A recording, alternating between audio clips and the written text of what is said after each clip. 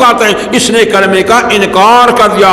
ایک دفعہ نہیں، لاکھ دفعہ پڑھے جی، لا الہ الا اللہ، لا الہ الا اللہ، لا الہ الا اللہ، تو کہتے یا رسول اللہ مدد، یا یہ کلمے کا انکار کر دیا، جو کلمہ تو کہتا تھا کہ پکار صرف اللہ کی، پکارو صرف اللہ کو، اس نے غیر کی پکار کر دی، مخلوق کی پکار کر دی، اس نے کلمے کا انکار کر دیا۔ جو کلمے کا انکار کرے وہی مشرک اور کافر ہوتا ہے۔ اور سنتے بیٹھے ہو، مسئلہ بڑا ہے کہ چھوٹا؟ بڑا ہے کہ چھوٹا؟ بڑا مسئلہ ہے، شریعت کا نچوڑ ہے، قرآن کا نچوڑ ہے۔ اب چوتھا مقام دیکھیں جی، اگلی آیت، قل انی نہیت ان اعبد الذین تدعون من دون اللہ لما جاءنی البینات من ربی وامرت ان اسلم لرب العالمین۔ واہ میرے اللہ تیرے سمجھانے پہ قربان۔ آیت نمبر 66 دیکھو جی، قل فرما دی میرے پاک پیغمبر، انی نہیتو، میں روکا گیا ہوں، سبحان اللہ، میں روکا گیا ہوں، انی نہیتو، کس بات سے؟ ان اعبد الذین، یہ کہ پوجا پاٹ کروں میں ان معبودوں کی کہ تدعون، کہ بلاتے ہو تم، من دون اللہ کے سوا۔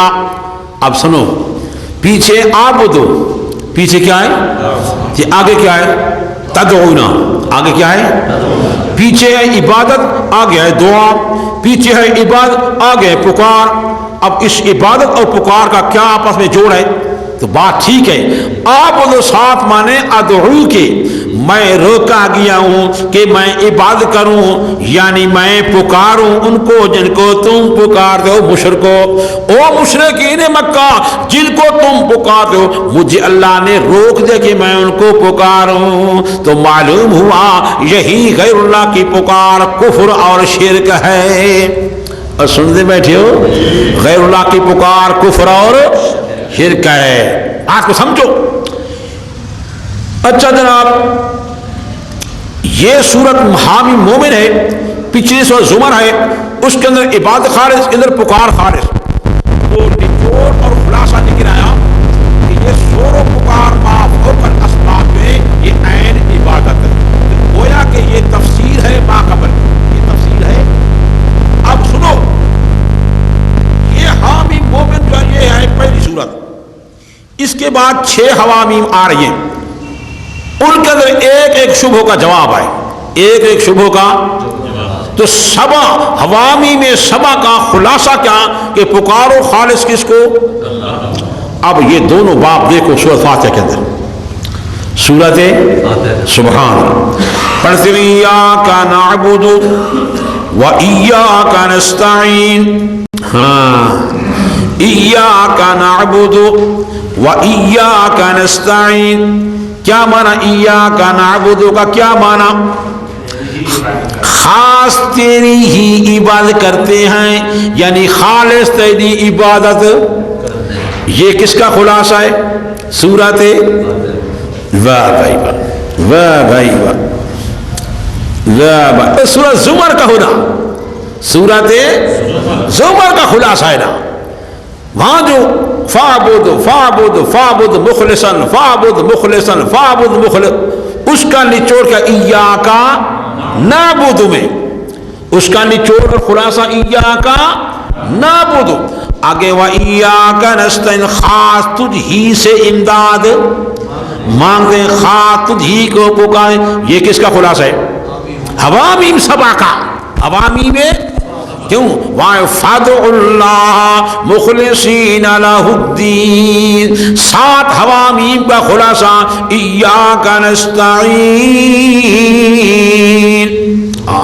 سورت زمر کا خلاصہ ایاک نعبد، سورت حوامیم مومن کا خلاصہ فَادُعُ اللَّهَ مُخْلِصِينَ، اس کا خلاصہ ایاک نستعین، یہ خاص تیری ہی عبادت کرتے ہیں ہم اور خاص تجھی سے امداد مانگتے ہیں۔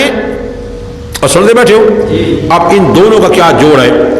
نعبدو نستعینو نعبدو نستعینو ایاکا دونوں کے حوالے میں آ گیا. اس کا معنی خصوصیت معنی خاص تیری عبادت کرتے ہیں, خاص تجھی سے امداد. تو درمیان میں واو, درمیان میں ہے واو, ایاکا نعبدو و ایاکا نستعین. یہ واو عطف تفسیری ہے. کیا معنی کرو گے؟ خاص تیری عبادت کریں, یعنی خاص تجھی سے امداد مانگتے ہیں, یعنی خاص تجھی سے امداد. وہی سورہ زمر اور سورہ حامیم مومن دونوں کا آپس میں ربط میں نے پہلے بیان کر دیا. ان دونوں کا خلاصہ سورۃ فاتحہ. تو حوامی میں سبا جن کا مبدأ سورہ زمر وہ سارے قرآن کا نچوڑ اور خلاصہ تھا نا, وہ سارے قرآن کا نچوڑ اور خلاصہ تھا, اور اس خلاصے کا خلاصہ سورۃ فاتحہ کے اندر آ گیا. تو گویا کہ سارے قرآن کا خلاصہ سورۃ فاتحہ میں آ گیا. اس بات سورۃ فاتحہ کو ام القرآن کہتے ہیں. اور سن دے بیٹھے ہو سورۃ فاتحہ کو ام بنو قدر آرام کر کے میں تھک گیا. ربنا تقبل منا